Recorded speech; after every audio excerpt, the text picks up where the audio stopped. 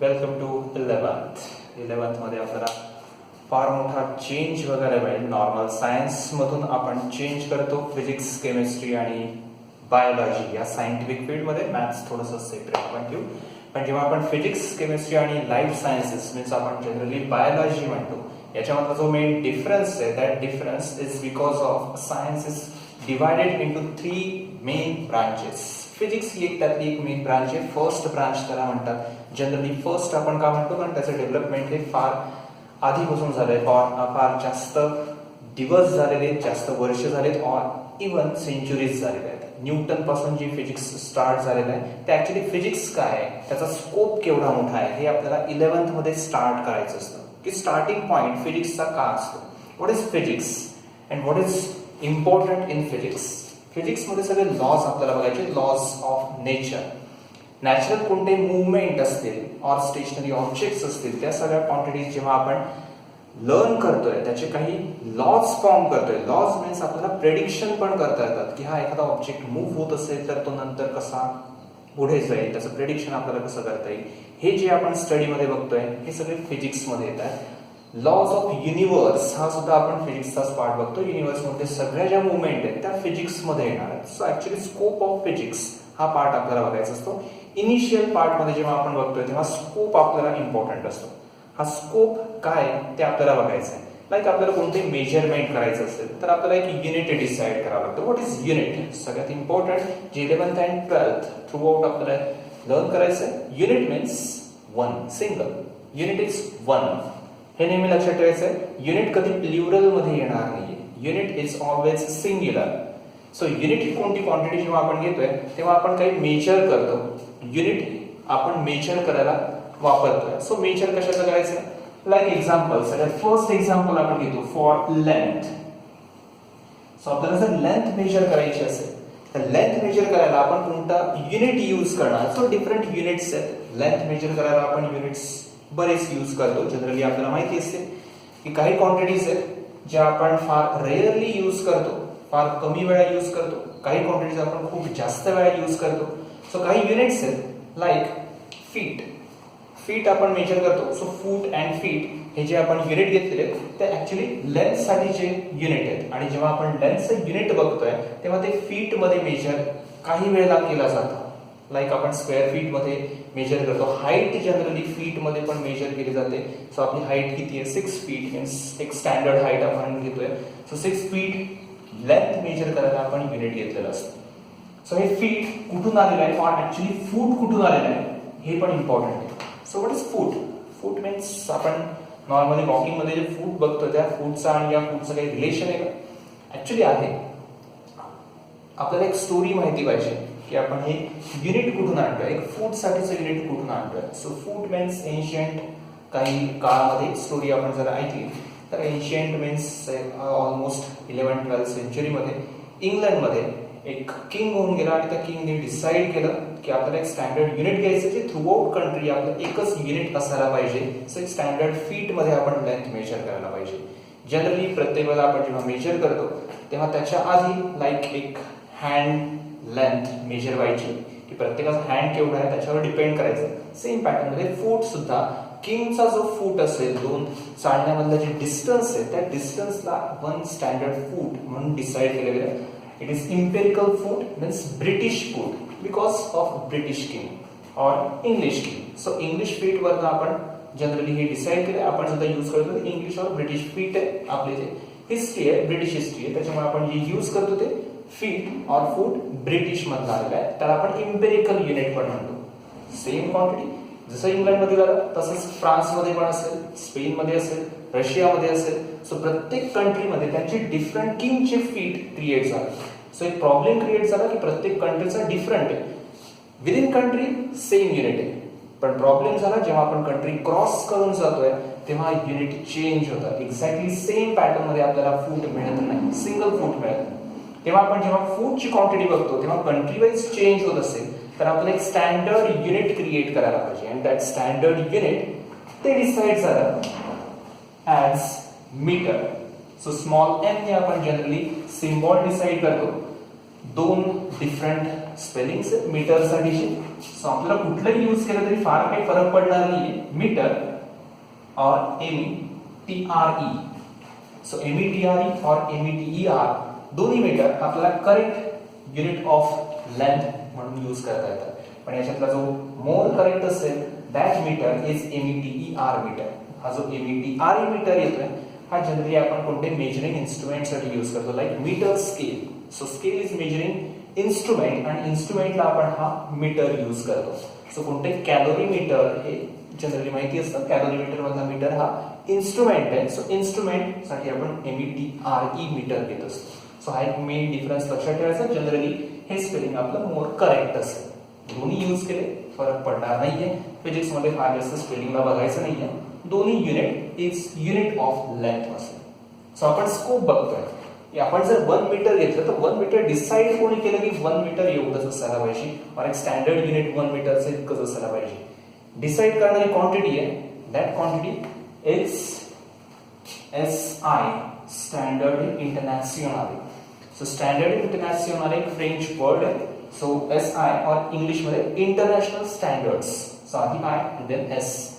Reverse आहे French मधलं थोडं डिफरंट आहे म्हणून SI युनिट हे डिसाइड झालं. एक स्टँडर्डाइज केलं थ्रू आउट कंट्री और throughout all over the world एक सेम युनिट असायला पाहिजे टू मेजर द लेंथ आणि ते लेंथ साठीचं युनिट डिसाइड झालं as metre. So international standard आधीपासून जनरली फ्रेंच वर्ड घेतलेला होता. METRE मीटर हा फ्रेंच वर्ड आहे आणि फ्रेंच मध्ये मीटर यूज व्हायचं आणि एक स्टँडर्ड डिसाइड झालं after second world war. Paris मध्ये एक कॉन्फरन्स झाली. So after second world war Paris मधल्या कॉन्फरन्स मध्ये डिसाइड केलं की काही फंडामेंटल ज्या क्वांटिटीज आहेत बघायचे आपल्याला कोणत्या फंडामेंटल क्वांटिटीज आहेत. सो फंडामेंटल क्वांटिटीज साठी आपल्याला एक युनिट जे कॉमन युनिट असेल ऑल ओव्हर द वर्ल्ड ते डिसाइड झालं ॲज मीटर. सो मीटर साठीची ती हिस्ट्री आहे. अँड दॅन 1 डिसाइड झालेलं मीटर हे तेवढंच एक स्टँडर्ड मीटर म्हणून इंडिकेट केलं. त्याच्या रिप्लिकास क्रिएट केल्या गेल्या अँड डिफरंट कंट्रीलाच त्या रिप्लिकास डिस्ट्रीब्यूट झाल्या. सो सगळ्या कंट्रीजने ते एक स्टँडर्ड युनिट म्हणून यूज केलेलं असेल. सो आपण जी नॉर्मल स्केल यूज करतो त्याच्या डिव्हिजन केलेली असते 1 मीटरला डिवाइड करतात. सो डिव्हिजन हा पार्ट हा आपल्याला स्कोप ऑफ दॅट लेंथ साठी आपल्याला इम्पॉर्टंट असेल.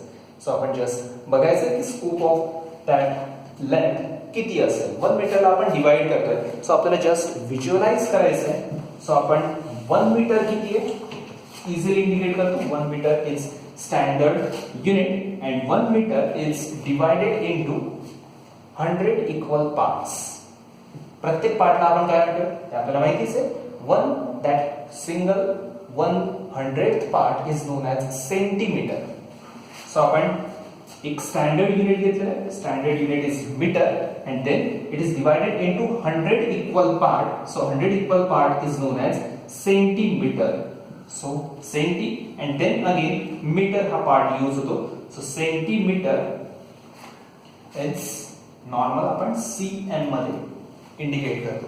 सो सेंटीमीटर 100 पार्ट मध्ये आपण डिवाइड केलेला आहे. 100 इक्वल पार्ट आहे. So 100 means 10⁻².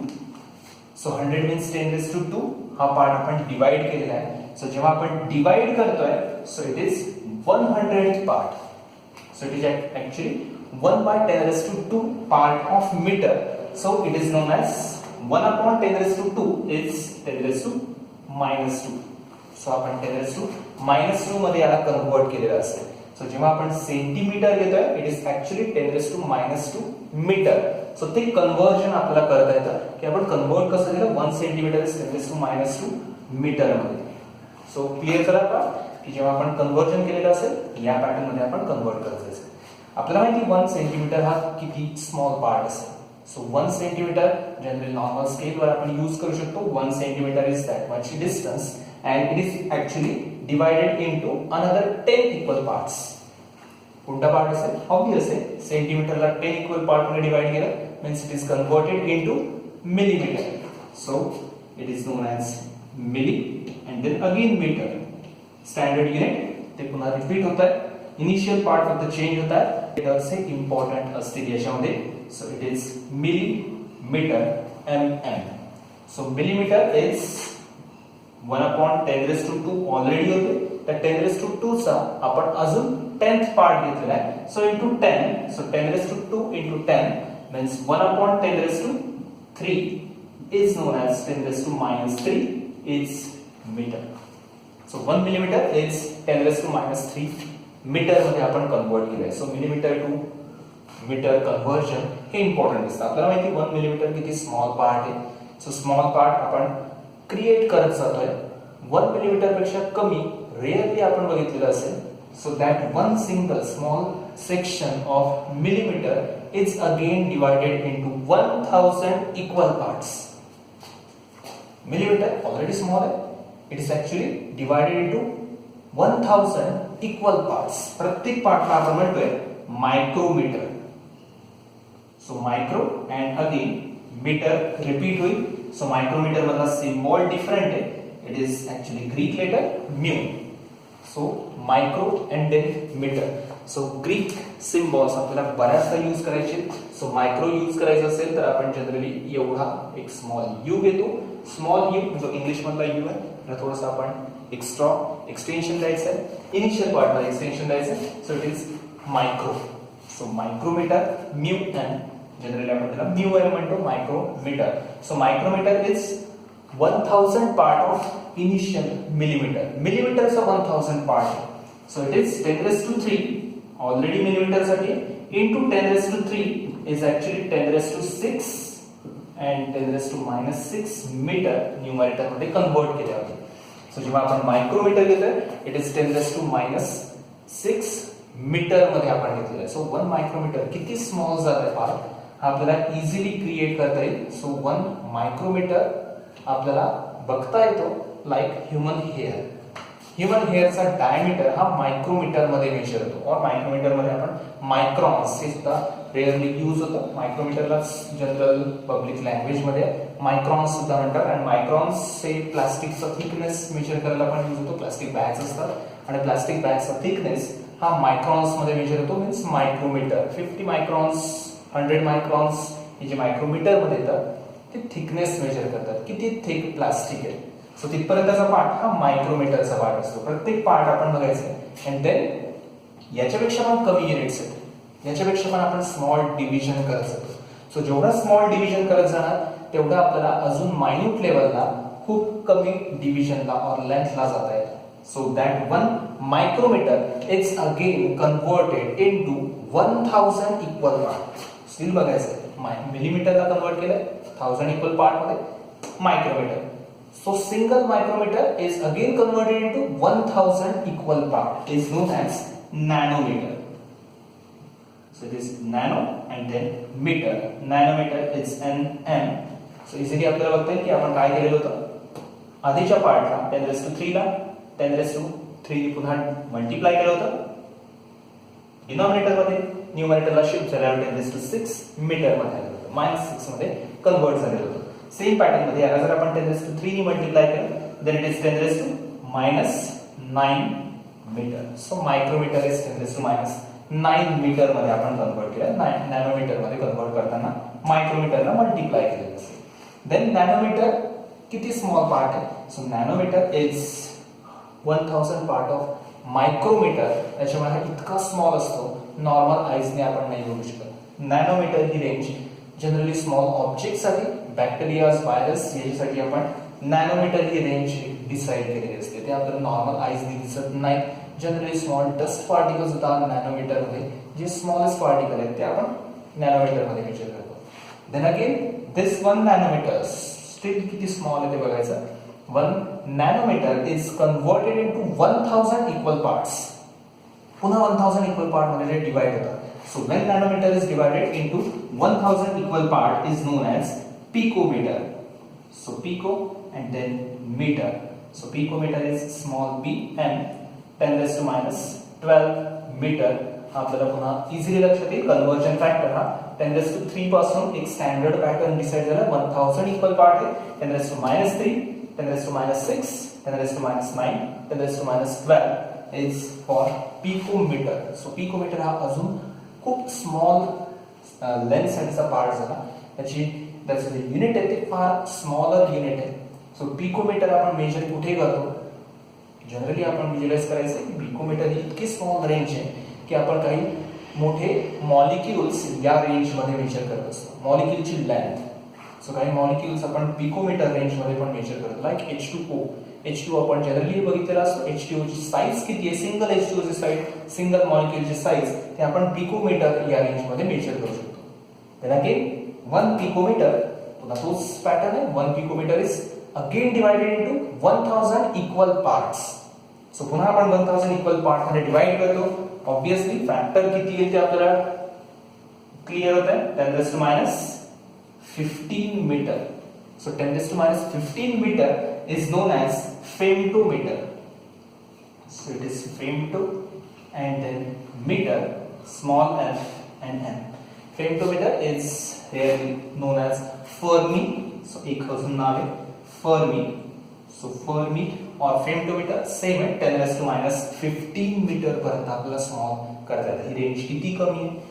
Like femtometre is around the size of nucleus. Nucleus मध्ये आपण जातोय. सो ऍटम पेक्षा पण थोडासा कमी साइज ही फेमटोमीटर मध्ये आलेली असते. सो ऍटम सुद्धा फार मोठा दिसेल आपल्याला, पण त्याच्यापेक्षा पण कमी युनिट हे फेमटोमीटर साठी असेल और फर्मी साठीच असेल. सो न्यूक्लियस जे मोठे न्यूक्लियस असतात लाईक युरेनियम वगैरे असेल, सो युरेनियमची साइज आपण फेमटोमीटर मध्ये मेजर करतो. सो एक बरेच स्मॉलर स्केल मधले युनिट्स आहेत. डिव्हिजन स्मॉलर स्केल मध्ये झालेली असेल. सो आपल्याला हे स्मॉलर पार्ट दिसेल, याला आपण म्हणतो micro universe. So micro universe मधले हे सगळे कन्व्हर्जन फॅक्टर्स आहेत. प्रत्येक पार्ट बघायचा आहे. Metre is common, different initial part change होत आहे. प्रत्येक इनिशियल पार्टला फॅक्टर असाइन केलेला आहे. Like centi means 10⁻², milli means 10⁻³ micro means 10⁻6, nano means 10⁻9, pico means 10⁻12 and femtomeins 10⁻15. 11th and 12th मध्ये आपल्याला याच्यापेक्षा कमी युनिट्स घ्यायची गरज नाहीये. सो आपल्याला 10⁻15 पेक्षा कमी आपण घेणार नाही. त्याच्यामुळे इथपर्यंतच पार्ट अँड कन्व्हर्जन फॅक्टर्स लक्षात ठेवायचे. आणि देन नेक्स्ट पार्ट मध्ये आपल्याला याच्यापेक्षा मोठे युनिट्स बघायचे. मायक्रो युनिवर्स सारखंच मॅक्रो युनिवर्स पण असेल, ग्रेटर युनिवर्स, देन ते पण कन्व्हर्जन आपल्याला बघायचे असते.